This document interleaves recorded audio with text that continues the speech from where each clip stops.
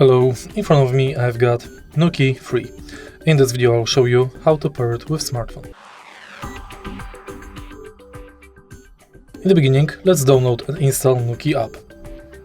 Go to Setup Device, Smart Lock,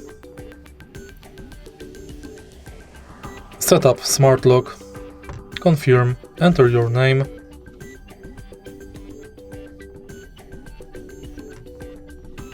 enable location access,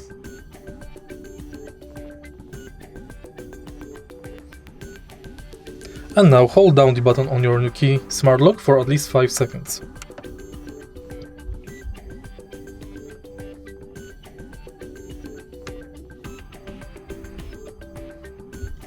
Tap Next. No. Wait until latest firmware is installed. Wait until installation process is done and it's finished. If you find this video helpful, please leave like, comment and subscribe.